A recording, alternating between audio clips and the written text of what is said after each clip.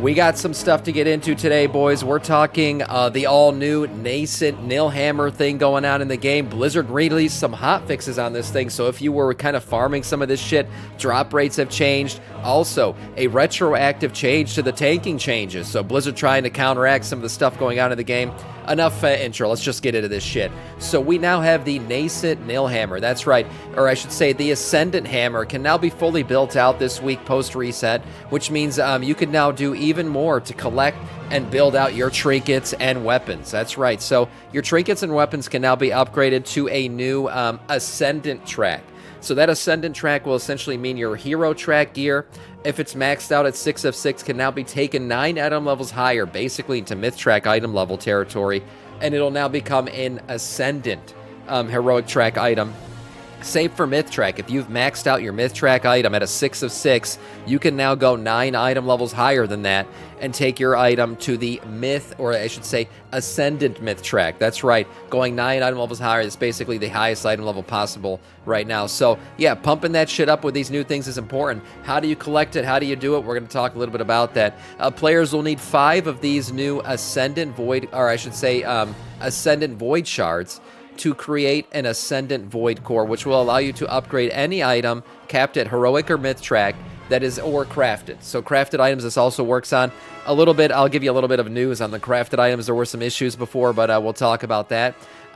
Again, this only works on weapons and trinkets. How do you get these fragments? Well, it's currently cleared up, so we'll talk about that as well.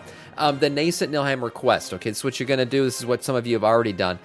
Players who finish the quest and our 4 of 4 this week on the Nascent Nilhammer will get a final quest from Decimus in order to finish crafting it. The Ascendant Nilhammer is the quest, and as a reward for that quest, you will be giving an Ascendant Void Shard, which is needed to make your weapon or trinket upgrade, right? So that's what you're going to be doing. The first character, evidently, it's Warbound. This is rather than being Warbound, so doing this on your, your main is kind of important right now. You can go farm all this shit on your other tunes later on, but yeah, definitely getting your main out there, getting that upgrade is really important right now. Now, Blizzard changed this in a hotfix out of nowhere.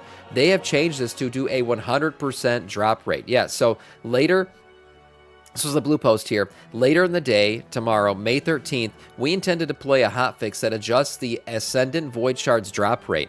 Our goal with these changes is to not slow down the acquisition rates overall, but to better align the value of the Void Shards as a reward with activities that players are participating in. After these changes go live, Ascendant Void Shards will now have 100% drop rate. This is great because people were farming these things through ritual sites.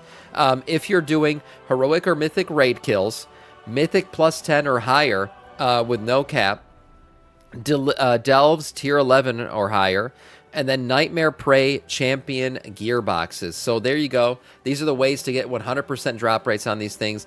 They will also drop at a slightly more often rate than now in ritual sites. I think the drop rate was like 15% or something in ritual sites. Now if you're doing a tier 5 difficulty, the drop rate should be a little bit better, but you got these 100% drop rates off of this content right here. And all other content not listed above, ritual sites 1 through 4, the drop rates for Ascendant Void Shards will be reduced. They don't want people farming this shit through the low-level ritual sites. They want you going out and doing the difficult content to get these things, which makes sense.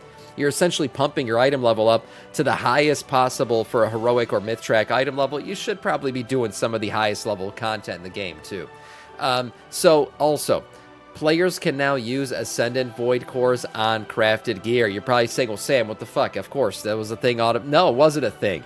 Evidently, it was broken. We can't have a patch day or any sort of, reset day without something breaking. So it looks like people were trying to upgrade their crafted items. If you did this post-reset, you might have not been able to do it. I'm telling you now, Blizzard dropped this blue post yesterday saying about 15 minutes ago they deployed a hotfix. So if your reset came and you hadn't been able to upgrade your crafted item for whatever reason, your crafted weapon, you should be able to now. That has been hotfixed in the game. Now, looking at the changes that went into effect, there were quite a bit of them, actually, guys, on reset today, or I should say yesterday, and a lot of them had to do with tanking. We saw the Blood DK buffs. We saw the Demon Hunter buffs. We talked about a lot of these already. Vengeance Demon Hunter, buffed.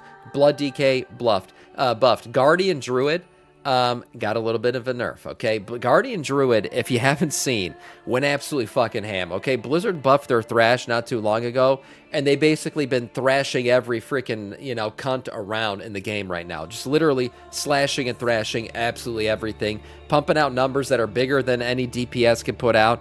We saw, what was it, a five-man group of Guardian Druids do a +20 key, so yeah, it's been a bit broken since the buffs went out, so Blizzard had to reduce that shit a little bit for them. Also, we saw some other changes here, little fixes here and there. Protection Paladin also got buffed, a few corrections, little fixes, and then we also saw a change to the prey system. So this one came out of nowhere here. They removed the once per week restriction on the preferential killing, which generates a hunt with custom parameters. Players may complete custom hunts as often as they desire now after reaching rank 10 in the Season 1 Prey journey, but subsequent custom hunts in a week, in any given week, will have reduced rewards. So after you keep grinding that shit out, you're gonna get reduced rewards every time you do it, but now it's unlimited. Increased prey hunt progress gained from completing world quests, defeating ambushes, delivering riposts, and interacting with remnants of anguish. So this is good. They've increased the amount of hunt progress that you get, and then they removed hunters momentum from hard and nightmare mode prey hunts. They also significantly increased the number of coalescing anguish spawns in the outdoor world. Now we just talked about this, but was it the drop rate? Nightmare prey champion gearboxes can give you these void cores. So there you go. That's void shards. So that's a good way to get some of this stuff if you don't want to participate in some of the higher end multiplayer shit in the game right now. So good changes happening here. Guardian Druid, obviously the nerf. I was expecting this after what we saw Guardian Druids doing not too long ago. I mean, absolutely crushing shit. I think the 5-man 20+ key really sent Blizzard over the edge. They're like, oh shit, we went too far with the Thrash buff. So this is good. These changes are good. I'm excited to get in today and to see how the blood decay changes. I mean, man, look at this one. Yeah, improved Death Strike. Yeah, this is going to be good. I can't wait to be immortal again, boys. For today, that is all in terms of news.